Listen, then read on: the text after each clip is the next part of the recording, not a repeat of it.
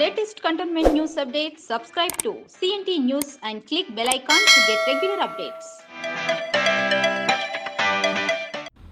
ఒక్కడి తిరుగుబాటు cantonment TRS ను అతలాకుతలం చేస్తోంది. కనీసం క్యాడర్ కూడా లేని బీజేపీ తమకు ప్రత్యర్థిగా మారుతుందని స్థానిక టీఆర్ఎస్ నేతలు ఎవరూ ఊహించలేదు. కంటోన్మెంట్ బీజేపీకి కేర్ ఆఫ్ అడ్రస్ గా మారిన రామకృష్ణ టీఆర్ఎస్ కు కొరకరాని కొయ్యలా ఎలా మారాడు? హేమాహేమిల్లాంటి నేతలే టీఆర్ఎస్ ను ధిక్కరించే సాహసం చేయలేని వేళ ఆర్కే అంత సాహసం చేయడం వెనుక కారణమేంటి? అప్పటికీ రాష్ట్రంలో బీజేపీకి అంత ఆశాజనక పరిస్థితులు లేవు. ఇక దుబ్బాక ఎన్నికల ఊసు లేదు. జీహెచ్ఎంసీ ఎన్నికలలో బీజేపీ స్థానం ఏంటో కూడా చెప్పలేని దుస్థితి. ఈటెల రాజేందర్ అప్పటికీ టీఆర్ఎస్ లోనే ఉన్నారు. ఈ పరిస్థితుల్లో అధికార టీఆర్ఎస్ పార్టీలో ఉన్న ఎవరూ కూడా బీజేపీకి వెళ్లే సాహసం చేయడం లేదు. కానీ రామకృష్ణ అందుకు భిన్నంగా ఆలోచించాడు. కొడితే కుంభస్థలాన్నే కొట్టాలనుకున్నాడు. ఏకంగా రాష్ట్ర అధినేతలనే ధిక్కరిస్తూ బయటికొచ్చిన రామకృష్ణ రాజకీయ ప్రయాణంపై ప్రత్యేక కథనం. అది 2020 ఆగస్టు. కరోనా కష్టకాలం నుంచి ప్రపంచం అప్పుడప్పుడే గట్టెక్కుతోంది. కంటోన్మెంట్ బోర్డు సభ్యులు 6 నెలల అదనపు పదవీ కాలంలో కొనసాగుతున్నారు. 8 మంది ప్రజాప్రతినిధులు ఉన్న బోర్డులో అంతా అధికార గులాబీ పార్టీలోనే ఉన్నారు. కేంద్ర ప్రభుత్వం కంటోన్మెంట్ బోర్డు సభ్యుల పదవీ కాలాన్ని మరో 6 నెలలు పొడిగించింది. బోర్డు ఉపాధ్యక్ష పదవిని ఆశిస్తున్న బోర్డు సభ్యులలో కొత్త ఆశలు మొదలయ్యాయి. అప్పటిదాకా ఉపాధ్యక్షుడిగా కొనసాగుతున్న రామకృష్ణకు వ్యతిరేకంగా సభ్యులంతా ఏకమయ్యారు. రామకృష్ణ వ్యతిరేక వర్గం 2 నెలల పాటు చేసిన ప్రయత్నాలు ఫలించాయి. టీఆర్ఎస్ అధిష్టానం కూడా అసమ్మతి నేతలకే మద్దతు పలికింది. ఏకంగా యువరాజు కేటీఆర్ నూతన అధ్యక్షుడిగా మహేశ్వర్ రెడ్డి పేరును ప్రకటించారు. ఈ మేరకు కేసీఆర్ ఆదేశాలు జారీ చేస్తున్నట్లు మంత్రి తలసాని శ్రీనివాస్ యాదవ్ ఏకంగా పత్రికా ప్రకటన కూడా విడుదల చేశారు. అప్పటిదాకా ఆర్కేకు అండగా నిలిచిన బోర్డు సభ్యులు పాండు యాదవ్, లోకనాథం, నళిని కూడా అధిష్టానం మాట కాదనలేమంటూ చేతులెత్తేశారు.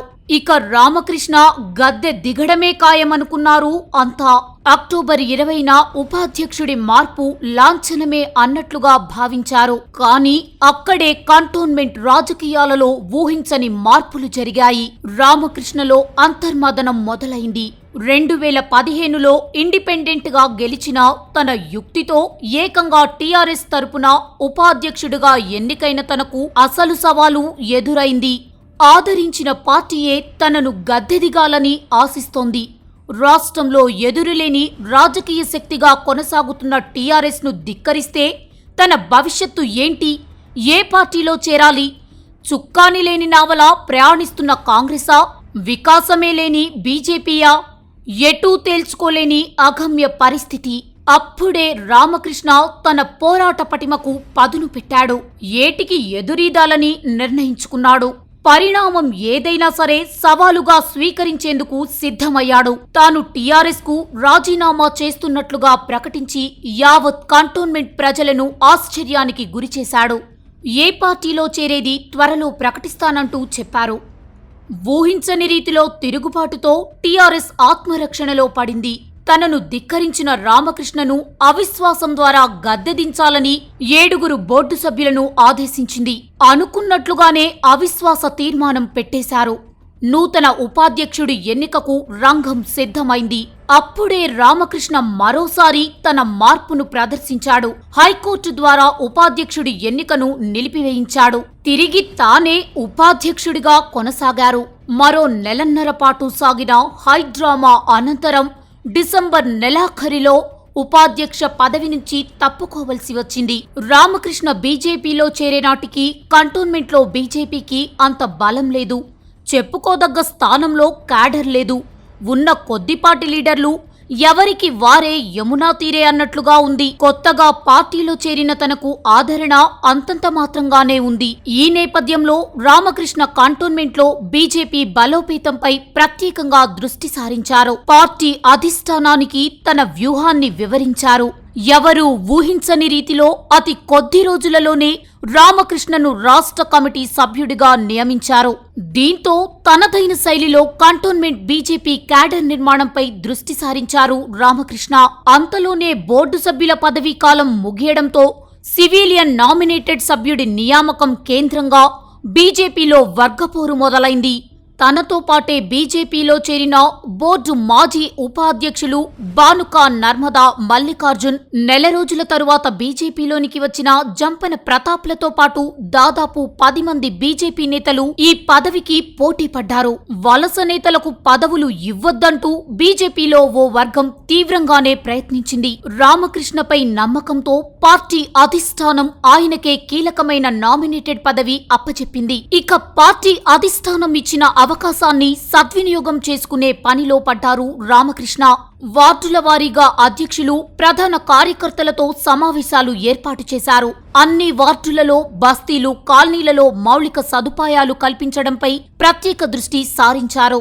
బస్తీ బాట పేరిట నిత్యం బస్తీల్లో పర్యటిస్తున్నారు. పార్టీలోని సీనియర్ నేతలను సైతం కలుపుకునేందుకు యత్నించినప్పటికీ పలువురు నేతలు ఆయనకు దూరంగానే ఉంటున్నారు.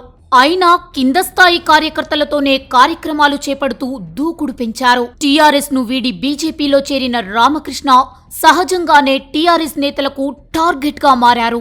దీనికి తోడు మంత్రి మల్లారెడ్డి, మర్రి రాజశేఖర్ రెడ్లపై విమర్శలతో ఆయనపై దాడి మరింత ఎక్కువైంది. గత పాలక మండలిలో తన సహచరులుగా కొనసాగిన బోర్డు సభ్యులను పరమానందయ్య శిష్యులతో పోల్చడాన్ని వారు కూడా సీరియస్ గానే తీసుకున్నారు. విమర్శలు, ప్రతి విమర్శలతో కంటోన్మెంట్లో యుద్ధ వాతావరణమే ఏర్పడింది. ఏదైతేనేం కంటోన్మెంట్ టీఆర్ఎస్ కు రామకృష్ణ ఏకైక ప్రత్యర్థిగా మారిపోయారు. అదే ఆయనకు మరింత బలం చేకూర్చింది. ఇక కంటోన్మెంట్ బీజేపీ కార్యవర్గం చూపంతా రామకృష్ణ వైపే మళ్లింది.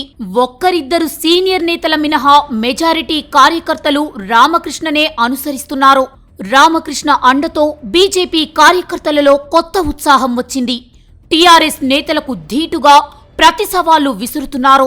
1వ వార్డు మొదలుకొని 8వ వార్డు వరకు ప్రతి చోట BJP బలోపేతమవుతోంది. For latest Cantonment news updates, subscribe to CNT News and click bell icon to get regular updates.